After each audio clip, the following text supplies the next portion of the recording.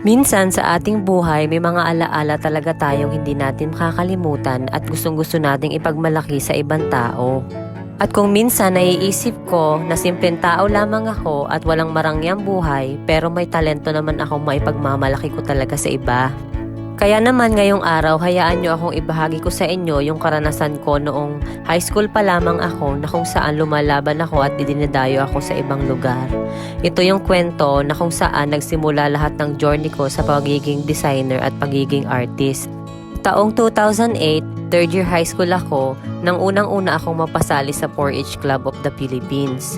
Noong ako'y sumali, wala akong kaalam-alam kung ano yung mga gagawin doon at kung ano yung mga paglalabanan namin.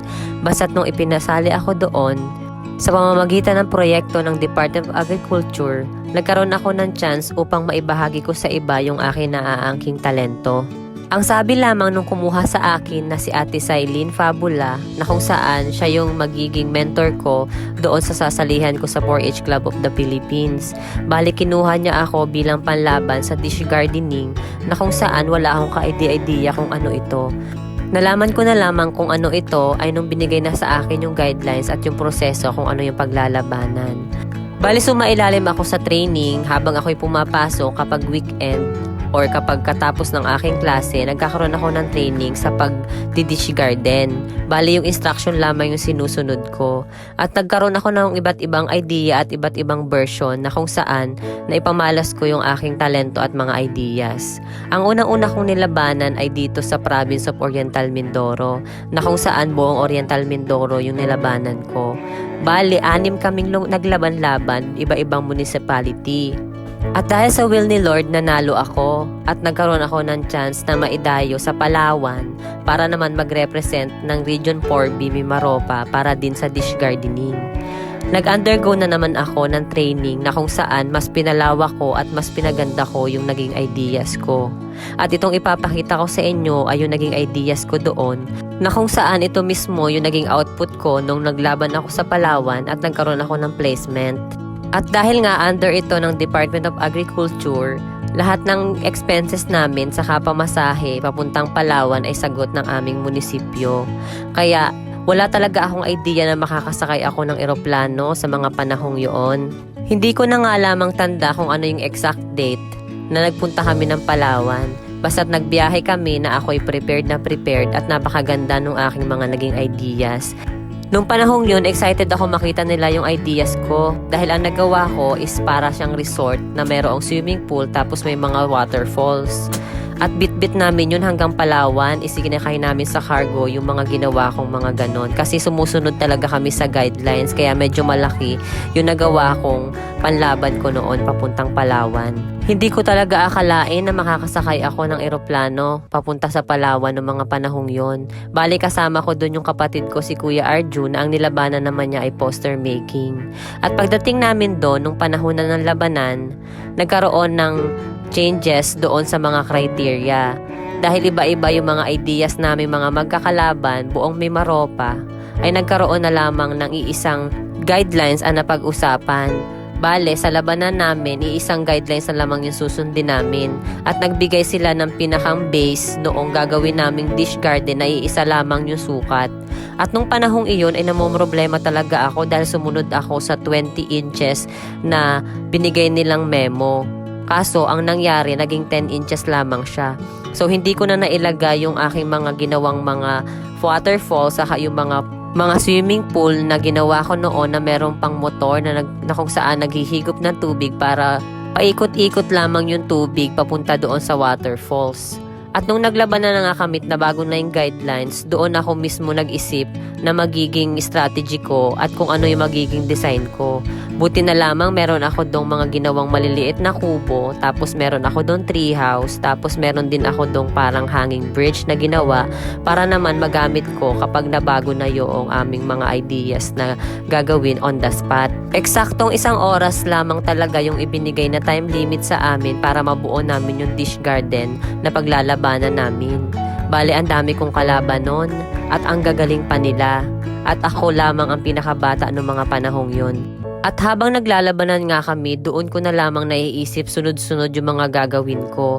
At salamat sa will ni Lord, nagawa ko ng maayos lahat. At nagawa ko ng maganda lahat kahit wala yun sa naging training ko dahil nga nabago yung guidelines. At sa will ni Lord, naging pang second ako. Naging pang second ang Oriental Mindoro noong mga panahong yon. At masayang masaya na ako noong mga panahong yon dahil on the spot kong ginawa pero nakapang second pa rin ako. Nung una nawala na ako ng pag-asa dahil hindi ko na magagamit yung mga pinagpraktisan ko. Pero dahil sa eagerness kong manalo, ginawa ko yung lahat at yung best ko. At nag-second pa rin ako. Kaya thank you Lord po sa lahat-lahat. Sa video pong ito, matutunghayan ninyo kung ano yung eksaktong ginawa ko noong mga panahong yun na lumaban ako sa Palawan. At yan po yung mga materyales na nakuha ko dito sa paligid ng aming bahay. At ito po ipapakita ko na sa inyo kung ano talaga yung nangyari noong mga panahong yun at kung ano yung itsura nung ginawa ko noong mga panahong yun. Ang dish gardening ay isa sa mga paraan na kung saan mas mapapaganda natin yung ating paghahalaman sa pamamagitan ng pagdidisenyo nito sa isang lagayan na kung saan magkakaroon tayo ng isang maliit na garden na ating lalagyan ng design or pabobonggahin at pagagandahin. At sa paglilibot ko nga dito sa aming paligid at ayan yung mga bagay na nakuha ko na mailalagay ko dito sa aking mini garden na kung saan nilagyan ko ito ng malalaking bato, maliliit na bato saka yung maliliit na halaman na nakita ko dito. Lalong lalo na yung mga pako, yung mga lumot, yung mga maliliit na mga gabi na ganyan, saka yung mga maliliit na halaman na magandang tingnan at napaka-cute tingnan. Ang magiging itsura po ng mini garden na ito ay ito na po mismo talaga yung ginawa ko doon sa Palawan na pinanlaban ko dahil tandang-tanda ko pa yung pinagagawa ko noong mga panahong yon dahil hindi ko talaga siya malilimutan dahil napaka-ganda talaga ng experience ko doon. At ito na yung chance para maibahagi ko ito sa inyo. Sa pagkakataong yan ay gumawa ako nung parang daanan ng ilog. Hindi ko na nga lang nalagyan ng tubig dahil yun talaga yung naging eksena ko doon nung lumaban ako. Wala talaga akong tubig na nagamit dahil hindi ko nagamit talaga yung mga pinagpraktisan ko. At kada nilalagay ko talaga yung mga halaman, ini-sprayan ko talaga siya ng tubig para lalong mabuhay yung puno at yung mga halamang inilalagay ko. At pagkatapos niyan ay layer-layer yung mga matatabang lupa na nilalagay ko na kinuha ko lamang din dito sa mga halamanan sa aming paligid.